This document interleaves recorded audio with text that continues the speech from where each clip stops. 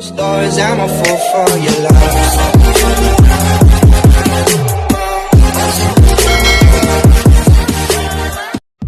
Good day mga ka-sports natin dyan. Simula na nga ng laban ng Strong Group Athletics versus Cherry Tigo, kung saan mainit agad ang sagupaan. At eto nga, pumapalag nga dito ang SGA at ayaw nga rin magpakabog sa Cherry Tigo. Nakikipagsabayan sila, halos nga sa kanilang unang salpukan dito sa first games ay talagang tie lang ang score.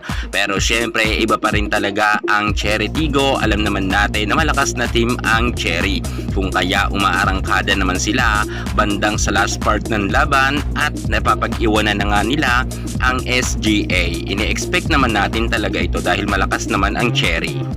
Lalo't narito nga ang Lowry Sisters at eto pa mga ka-sports natin dyan.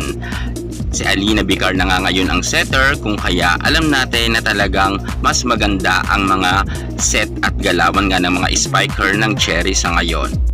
Subalit nagkakaroon na nga ng error ang Cherry Tigo, kung kaya medyo nakakadikit nga ang Strong Group Athletics. Pero syempre, iba talaga, umarangkada na ang Cherry bandang last part nga ng laban dahil eto na nga medyo lumulobo na ang kalamangan ng Cherry sa Strong Group Athletics at naghahabol naman dito ang SGA. Bandang kalagitnaan nga or patapos na ang laban ay ipinasok nga si Maylin Paat, kung kaya nga mas lalong lumamang nga o lumobo ang score ng Cherry Tigo at dito nga natambakan na ang SGA at hindi na nga sila nakahabol. Sadya talagang malakas ngayon ang Cherry at mga bata pa rin kasi talaga ang SGA, kaya ini-expect rin natin talaga na hindi sila mananalo sa Cherry Tigo.